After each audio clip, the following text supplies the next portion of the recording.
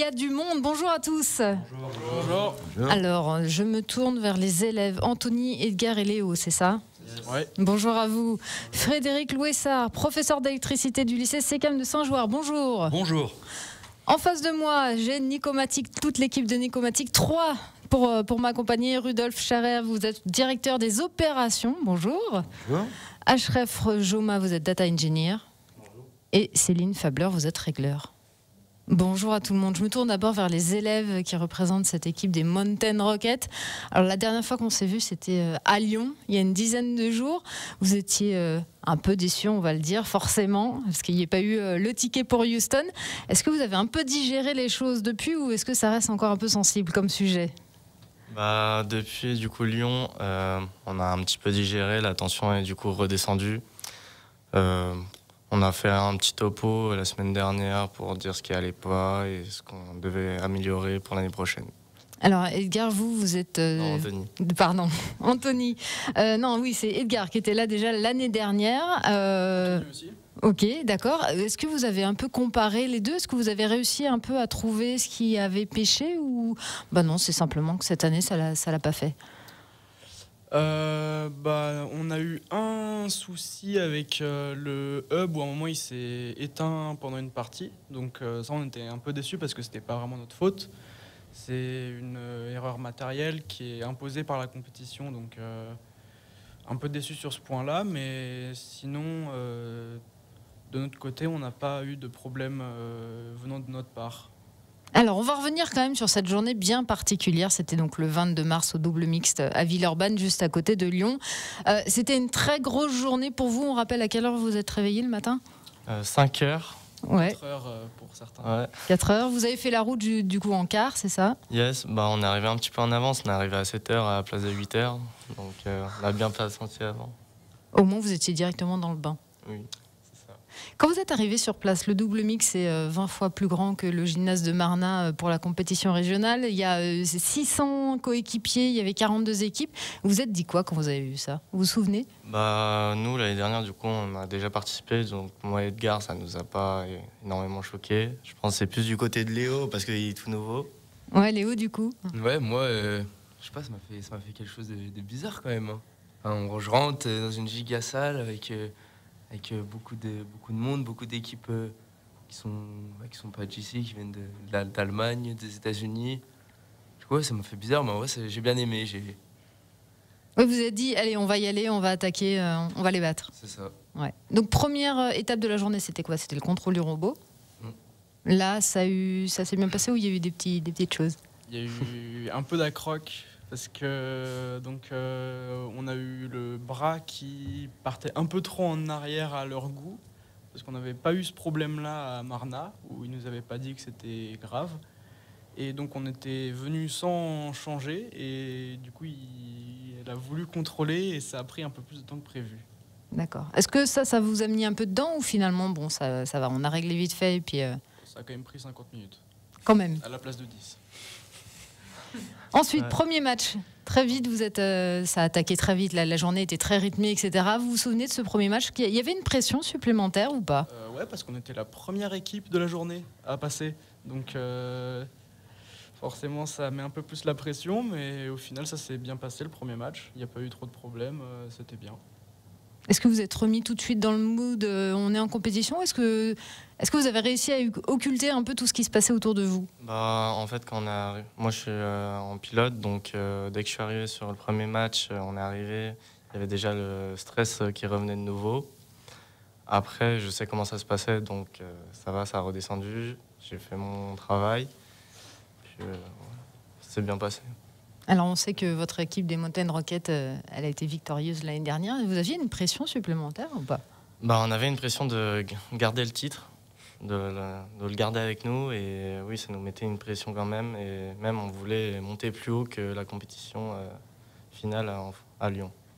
Je me tourne vers votre professeur Frédéric Louessard, votre professeur d'électricité. Vous étiez bien sûr de la partie, vous aussi, vous êtes levé aux aurores, vous avez fait le trajet en car, etc. Oui, comme les élèves, oui. Ouais. Comment est-ce que vous avez senti justement cette première matinée, en tout cas? On viendra après. C'est vrai que, là, ils n'ont pas eu de stress quand même pendant les 50 minutes où ils contrôlaient le robot. C'était pas sûr qu'on puisse faire la compétition.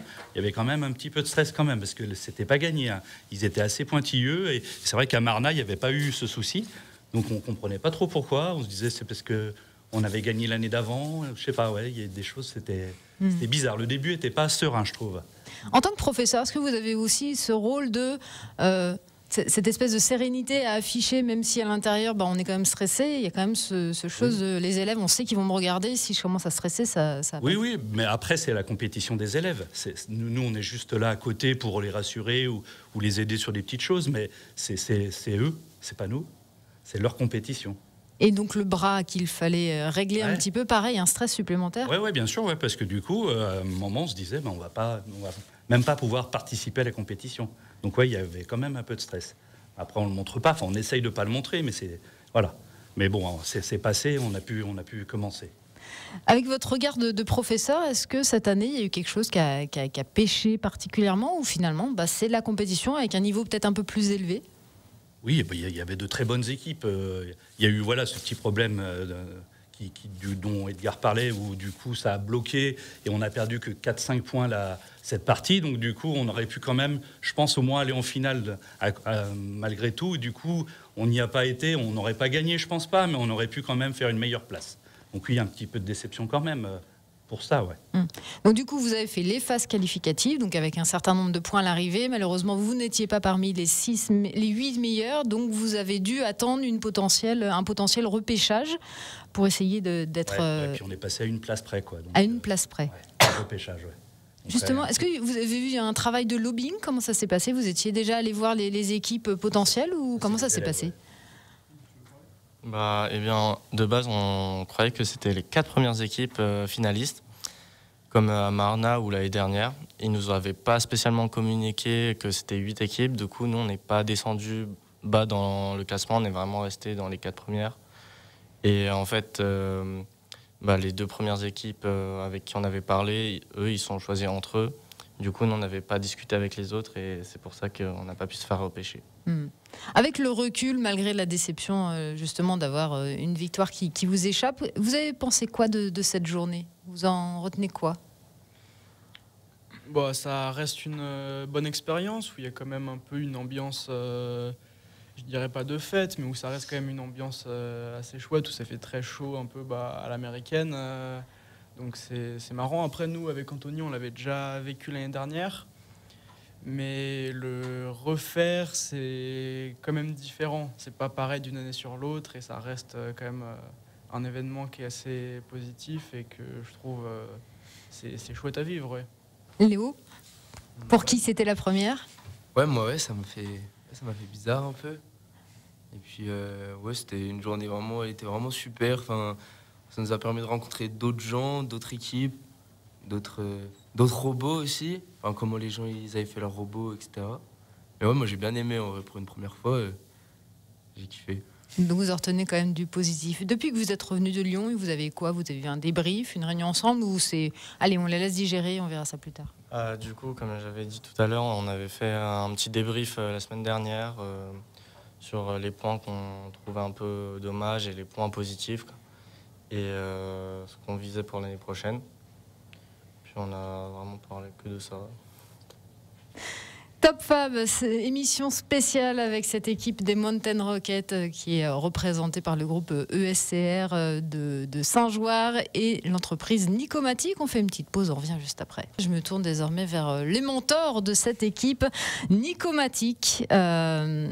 Pour en parler, nous avons avec nous du coup en studio 3 personnes, Rudolf Schaeffer, le directeur des opérations, Ashraf Joma, le data engineer et Céline Fabler qui est régleur.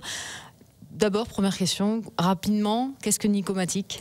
Alors Nicomatic, c'est une société familiale de bientôt 50 ans. L'année prochaine, on va fêter nos 50 ans.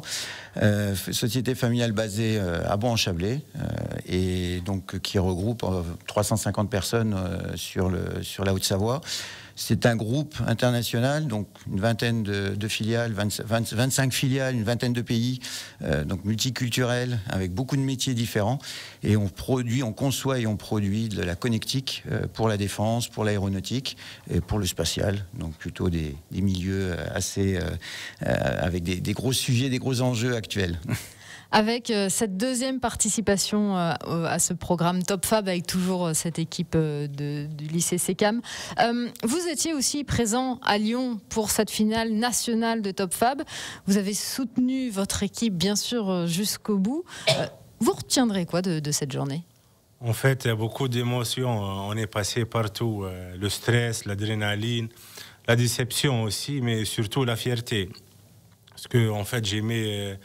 que voir l'équipe donner le meilleur d'elle-même jusqu'au bout, malgré la pression. C'est ce qui m'a marqué le plus. Et moi, je peux vous dire qu'à leur âge, je n'étais pas capable de faire meilleur. Céline, pareil, les mêmes sentiments qui se succèdent ? Oui, exactement. Il y avait beaucoup d'émotions, de joie, de compétition aussi, envie de gagner. Forcément, avec les résultats de l'année dernière. Bah oui, voilà, exactement. Vous avez fait quoi toute la journée, justement ? Vous avez aidé forcément les élèves, votre équipe. Vous avez fait quoi d'autre ? On a beaucoup été avec les élèves pour les accompagner, voir les petits soucis qu'il y a eu, essayer de voir si on pouvait les aider aussi. En fait, j'étais surtout là pour l'accompagnement technique, si jamais, pour la morale aussi. Bon, j'ai gardé en fait un œil sur les autres robots aussi, ensemble, pour l'inspiration, pas de l'espionnage, bien sûr. Bien sûr. Comment est-ce qu'on peut les aider ? Parce qu'on sait que voilà, toute la journée, les matchs se sont enchaînés. Est-ce qu'entre deux matchs, vous avez pu un petit peu apporter des modifications ou c'était tellement rythmé que non, en fait, il n'y avait pas le temps, quoi ? En fait, pour la programmation, on a changé entre les matchs et on a utilisé le terrain de match d'entraînement pour qu'on puisse vérifier est-ce qu'on a changé, marche ou marche pas. Donc, on a fait pas mal de changements pendant les matchs, entre les matchs. Pardon. Alors, à cette finale nationale, il y avait 600 élèves, principalement des lycéens, mais aussi des collégiens. Ça vous a fait quoi de voir autant d'émulation ? C'était impressionnant quand on allait derrière dans les puits. Tout le monde était affairé à son robot. C'était assez impressionnant. Oui, et puis les collégiens, surtout, voilà, ils sont jeunes et se dire que nous, aussi jeunes, on aurait pu faire ça, je sais pas. Mais du coup, oui, de voir des jeunes comme ça aussi motivés et savoir beaucoup de choses aussi, c'est super. Rudolf aussi, vous étiez à Lyon. Qu'est-ce que vous avez pensé de cette journée ? C'était beaucoup d'émotions parce qu'effectivement on l'avait vécu l'année dernière dans un autre contexte et le fait de revivre ça, ça amène pas mal on va dire d'angoisse parce qu'on sait un peu plus à quoi s'attendre. Au-delà de ça, moi ce que je retiens, c'est à la fois toute l'énergie en fait qui se dégage de l'ensemble des équipes qui sont présentes et de la progression en fait qu'on a pu voir au niveau de notre équipe, de nos jeunes. Et ça, c'est vraiment génial parce qu'il y a eu une vraie progression dans la maturité, dans la façon d'aborder la compétition. Et en dehors du résultat, je veux dire, c'est le plus important, c'est cette évolution. Et avec l'entraide aussi, parce que effectivement, vous évoquiez à la fois beaucoup d'équipes, beaucoup de jeunes et des niveaux différents, des âges différents, il y a des collégiens, il y a des lycéens, et cette émulation entre l'ensemble de ces équipes est absolument incroyable. Donc ça donne la patate quand on revient après en entreprise, même si on n'a pas gagné, effectivement, c'est pas très grave. Les élèves, ça vous fait quoi d'entendre Nico Matic dire qu'ils sont fiers de vous, qu'ils sont agréablement surpris de votre progression ? Ça fait plaisir, puis c'est une progression qui est collective, je pense, parce que c'est avec eux qu'on a pu aller jusque-là. Sans eux, je pense qu'on n'aurait clairement pas été aussi loin. Déjà l'année dernière, sans eux, je pense que le robot roulait pas. Tout simplement. Oui. Et donc, c'était vraiment une progression qui est collective et donc ça fait plaisir, ouais. Le professeur, vous aussi, j'imagine, une bonne fierté en tout cas. Oui, moi c'était ma première participation. C'est vrai que du coup, de voir les élèves motivés, qui ont envie de gagner, et du coup qui essayent de faire tout ce qu'ils peuvent pour gagner, ouais, c'est vrai que c'est sympa. Chez Nicomatic, vous étiez combien dans cette aventure pour cette deuxième année Top Fab? On était 7, mais surtout toute l'entreprise. Voilà. Les 7 ont fait le trajet jusqu'à Lyon ou pas? Non, on a eu une délégation effectivement un peu plus restreinte, parce que c'est vrai que c'est un gros investissement quand même pour l'entreprise en termes de temps, mais on avait quand même 4 personnes présentes, plus moi, plus Olivier Nicolin qui est venu également soutenir les équipes, donc notre président, le patron et créateur de la boîte. Donc c'est quand même c'est quand même un message très fort, et c'est une journée où il y a un gros accompagnement, et les équipes sont derrière, c'est-à-dire qu'il y a les gens qui étaient présents, mais il y a toutes les équipes qui étaient aussi derrière, qui nous soutenaient et qui envoyaient des petits messages. Donc c'est intéressant. Et alors dans cette salle du double mix, il y avait les supporters, forcément, certains étaient même habillés en mascotte. Rudolf, non, vous n'avez pas mis le costume de mascotte? Non, alors j'étais en tenue de combat de l'équipe, hein, donc ça on a tous notre tenue, on est très fiers de notre tenue, et c'est vrai qu'on l'a portée jusqu'au bout, mais non, il n'y avait pas de mascotte, mais c'est peut-être une bonne idée pour la saison prochaine. 3, effectivement. Émission spéciale Top Fab en direct sur Radio Mont-Blanc jusqu'à 10h. Nous sommes avec l'équipe des Mountain Rockets du lycée SECAM Groupe ESCR, accompagnée de Nicomatic. À tout de suite. Pour vous, Nicomatic, il y a aussi un autre enjeu, c'est celui de l'attrait de l'industrie auprès des jeunes générations. C'est l'une de vos préoccupations, j'imagine. Oui, en effet, on est une entreprise en forte croissance, donc on a besoin de ressources, vives, et donc le fait d'avoir un programme de ce type-là qui permet de communiquer très largement auprès des jeunes, et au-delà, mais aussi et particulièrement auprès des jeunes, est très important. On a un écosystème qu'on essaye de développer au maximum, donc d'attirer des jeunes, de leur faire découvrir l'industrie sous un angle différent que celui qu'ils peuvent avoir un peu traditionnellement d'entreprise sale, d'industrie sale ou bruyante, pas très fun. En réalité, c'est pas du tout ça. Et ce qui est très fort, en fait, dès les premières rencontres, dès les premières visites, on a eu beaucoup de retours la première saison, et c'était encore vrai cette saison, de dire ah oui, mais on pensait pas que c'était ça finalement l'industrie. Ah oui, tiens, c'est chouette finalement, c'est sympa. Et même dans des secteurs, on a l'avantage d'avoir des activités de décolletage, d'usinage, de plasturgie, donc des métiers très différents sur le même site. Ça permet d'avoir un vrai regard large de l'ensemble des possibilités, ou de beaucoup de possibilités qu'on peut retrouver dans l'industrie. Et à chaque fois, il y a une réaction de dire oui, mais en fait c'est super. Enfin, on se projette, et les jeunes se projettent, et derrière le message il est formidable pour nous derrière, en termes de recrutement et en termes d'avenir en fait pour l'entreprise. D'autant que justement vous travaillez avec ces jeunes lycéens tout au long de l'année. C'est pas simplement une journée portes ouvertes où vous faites un discours un peu rodé. Là non, il y a une vraie collaboration entre les deux. Oui, tout à fait. On essaie d'organiser un maximum d'échanges mixés entre des échanges au SECAM dans leur environnement, ce qui nous permet aussi à nous de comprendre mieux leurs enjeux, leurs besoins sur site, et l'inverse également chez nous. Il est arrivé d'avoir des journées entières où certains jeunes viennent bosser avec nos équipes. Donc c'est important d'avoir ce double échange qui permet d'ouvrir les chakras des deux côtés, en fait. Et ça marche plutôt très bien. Oui, parce qu'on dit... Parfois, c'est peut-être un cliché, mais il y a une différence de génération. Mais non, en fait, dans la réalité, il y a quand même des choses qui divergent. Et forcément, c'est important de se parler, c'est important d'expliquer les choses. Tout à fait, et de comprendre les enjeux des deux côtés, en fait, qui sont différents. On parle des jeunes, on parle aussi des professeurs, c'est-à-dire que ça marche aussi avec le corps enseignant. Et tous ces échanges fait qu'à un moment donné, il y a une vraie dynamique commune, en fait, qui se crée avec des envies partagées, d'aller les uns vers les autres et d'avancer ensemble. Et ça, c'est très fort et ça va bien au-delà d'une opération de communication, parce que on est très loin d'une opération de communication en réalité. Anthony, Edgar et Léo, vous aviez quelle image de l'industrie avant de participer à Top Fab?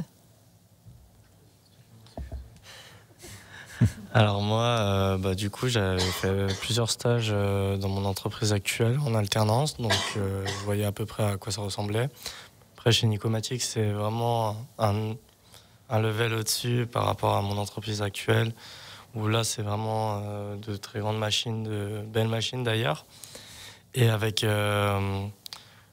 un divers choix de métiers et de compétences et de variations de pièces, de métiers. Puis voilà.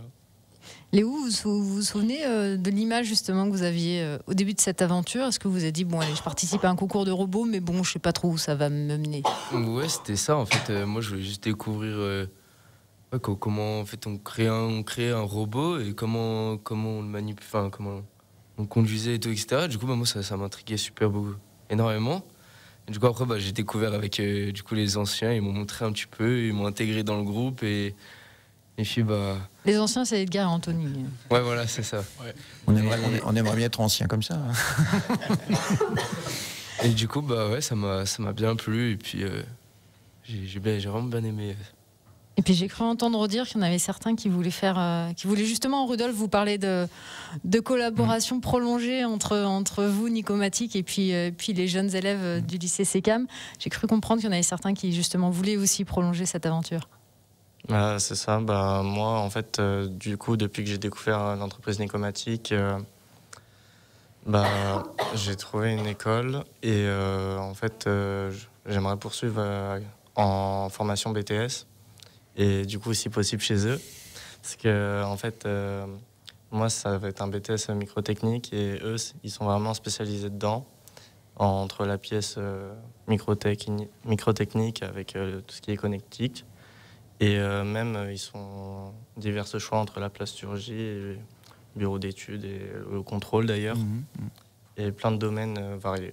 Du coup, vous allez demander une alternance. C'est ça.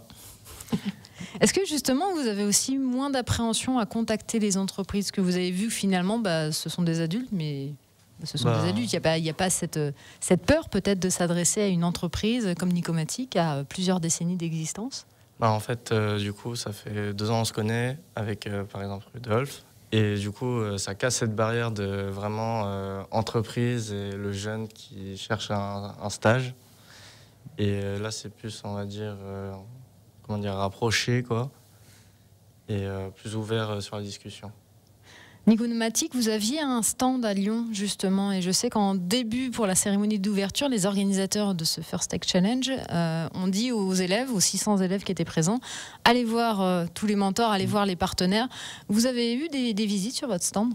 Ça a été la très bonne surprise. Hein. On a pris ce stand effectivement pour accompagner la démarche. Et en fait, j'ai eu pas mal de visites, à la fois de jeunes, de parents, dans certains cas aussi. C'est vrai qu'il y a beaucoup de parents. Voilà, c'est ce qui était assez intéressant parce que ça permettait aussi d'avoir une présentation de l'entreprise, de l'industrie à des parents. Et ça compte aussi beaucoup dans les échanges qui peuvent se créer avec les jeunes.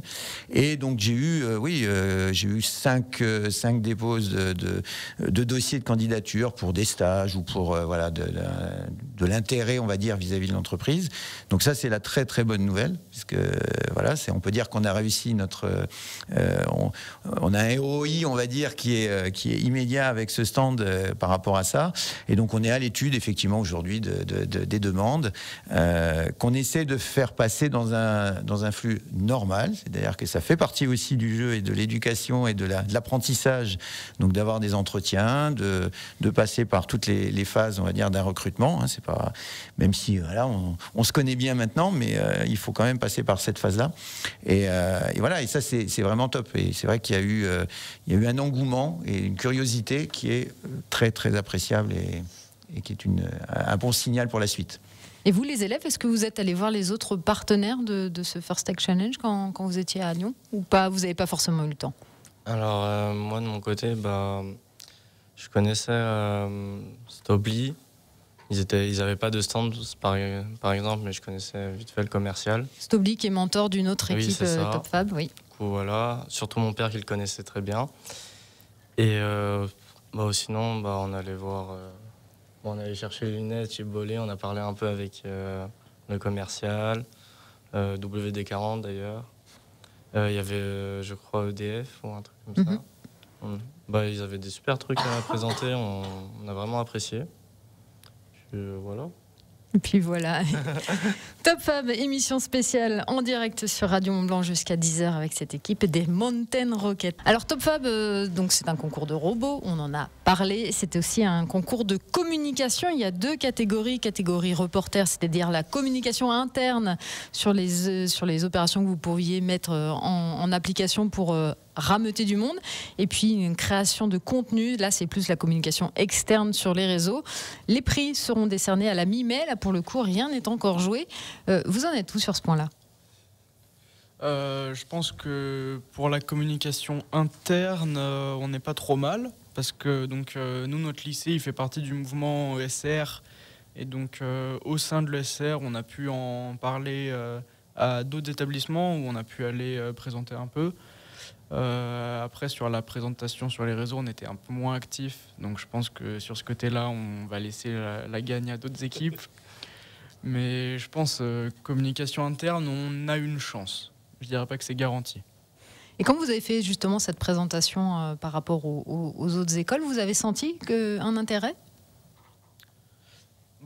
Ça dépend. Après, forcément, il y a certains élèves qui vont être plus intéressés et qui vont regarder avec un peu plus d'intérêt. Certains qui sont moins intéressés, donc forcément regardent un peu d'un regard distrait. Mais de manière générale, c'était quand même assez bien reçu. Nicomatique, vous les avez aidés sur cette partie communication, ou là c'est vraiment purement eux et vous les laissez tranquilles sur ce point-là? On n'a pas agi énormément sur la partie communication. On a apporté de l'aide quand il y avait besoin, par exemple sur les tenues ou sur des éléments qui restent des éléments de communication, bien évidemment. Mais après, non, ils ont été très très autonomes sur la com, donc ça se passait plutôt bien. Mais on peut encore progresser, effectivement. Oui, tout n'est pas joué, comme je le disais. Pendant la finale à Lyon, vous aviez une équipe qui a fait des petites vidéos. Comment ça s'est passé? Vous étiez trop plongé dans la compétition de robotique? On avait fait un petit briefing avant la compétition et du coup on avait désigné, je crois, 3 personnes pour qu'ils fassent un live, qu'ils fassent des petits shorts, des petites vidéos, des petites photos et tout, et ensuite publier sur le compte Instagram. Alors après cette finale du First Tech Challenge, l'heure est au bilan. On le disait, donc vous êtes réunis entre vous pour voir un petit peu. Est-ce que vous allez avoir d'autres réunions pour voir un petit peu ce qui a pêché ? Pour l'instant, il n'y a pas de réunion prévue. Je pense qu'il y aura peut-être une réunion quand il y aura le nouveau mode de jeu de l'année prochaine et de ce qu'on envisage aussi l'année prochaine pour l'équipe. Rudolf, vous voulez prendre la parole? Oui, je pense qu'on va organiser, de toute façon, on l'avait fait l'année dernière et on va le refaire cette année. On va organiser un Retex, un retour d'expérience, avec les élèves chez Nicomatique, et en même temps, on en profitera pour faire un petit peu le buzz dans l'entreprise avec une présentation. Ils ont déjà fait ça l'année dernière et c'était plutôt très bien. Une présentation du robot à tous les salariés de l'entreprise, parce que toute la boîte était derrière, donc c'est important. Mais oui, le retour d'expérience, il est important. D'autant plus cette année où il y a eu cette déception, donc il faut absolument capitaliser là-dessus. Et on va l'organiser assez rapidement avant la fin des cours. Pour les premiers éléments, c'est quoi justement ce retour d'expérience selon vous? La sécurisation, on en parlait juste avant, finalement, il y a eu beaucoup d'évolutions sur le robot, il y a eu beaucoup de choses qui ont été faites, mais quand on fait des modifications un peu à la dernière minute, il y a toujours un risque. Et si on n'a pas sécurisé, si on n'a pas bien identifié les éléments de risque et qu'on n'a pas des backups, des plans B, on peut se retrouver dans la situation dans laquelle on a été sur le programme autonome, par exemple. Donc c'est vraiment un super apprentissage, en fait, de se dire, on avait un robot qui marchait très bien. Au niveau des scores, on avait des bonnes performances au niveau des scores. Mais il y a un moment donné, il y a toujours quelque chose qui peut déraper. Et quand il y a quelque chose qui dérape, il faut être capable de passer sur un plan B. Et là, on n'avait pas toujours, on n'avait pas cette capacité cette année sur la partie autonome en particulier. Est-ce que vous avez regardé, enfin j'imagine que vous avez regardé un petit peu les autres équipes, notamment celles qui sont arrivées en phase qualificative, celles qui ont leur billet pour Eustom notamment. Vous avez des choses justement qui vous ont inspiré chez elles? En termes d'équipe, on a vu des très belles choses. C'est-à-dire qu'il y a déjà un premier élément qui est ressorti, enfin moi qui m'a marqué, sur des robots qui ont très bien performé, c'est la simplicité en fait du robot. Je crois que c'est une des clés en fait qu'il faut qu'on garde en tête et qu'on travaille pour la saison 3. C'est faire des choses simples. Si la mécanique est simple, si tout l'environnement du robot, enfin la mécanique du robot est simple, elle va être plus facile à maîtriser et donc plus performante au global. Et c'est vrai que c'est compliqué. Enfin, les enjeux, je dirais, toute la réflexion au niveau du robot, elle est complexe. Hein, pour des lycéens, des collégiens, et des fois, nous, on a galéré sur certains points.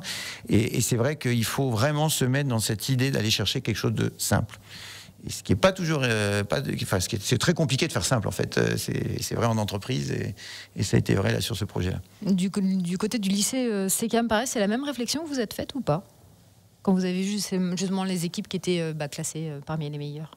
Moi déjà, ce que j'ai trouvé intéressant, c'est qu'il n'y a aucun robot qui se ressemblait. Chacun avait un peu une âme où chaque établissement avait réussi à mettre sa patte sur son robot.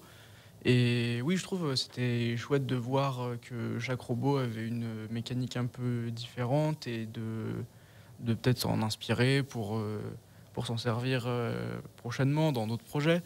Et ouais, j'ai trouvé ça intéressant de voir les autres robots. Le professeur aussi, vous avez eu cet œil un peu plus expert? Oui, je suis allé voir tous les robots. Et c'est vrai que du coup, les stratégies aussi, il y a la conception du robot, mais il y a la stratégie à mettre en œuvre derrière. Et c'est vrai que c'est pas toujours évident et il faut faire beaucoup d'essais pour vraiment savoir. Et même avec les essais, on s'aperçoit que des fois, la stratégie qu'on avait développée, elle n'est pas forcément toujours la meilleure. Et en voyant les autres évoluer, on s'aperçoit qu'il y en a sur des choses très simples. On n'y avait pas forcément pensé. Et se dire, oui, si c'est simple, c'est plus facile à améliorer, à maîtriser après. Mais voilà, tout dépend chaque année du projet, de la pièce à prendre, de ce qu'il faut faire. Et c'est vrai que c'est pas toujours évident. Alors il y a eu donc cette finale à Lyon avec cette déception forcément pour vous tous. Malgré tout, on dit souvent que dans chaque échec, il y a quelque chose à en tirer. Qu'est-ce que vous allez en tirer chacun à son tour? Alors, je pense qu'on a une bonne leçon à retirer du coup pour la sécurisation.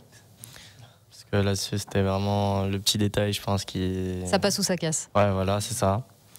Et aussi le fait d'aller voir les gens pour communiquer et plus s'ouvrir et pouvoir se faire des contacts. Puis, je pense aussi l'année prochaine, ça serait bien que... Comment dire ça je sais pas comment te dire. Les autres, vous en tirez quoi? Que ce soit Nicomatic ou le groupe ESCR? Bon, comme on dit, la défaite forge. Je pense qu'avec cette expérience, l'année prochaine, on va faire mieux.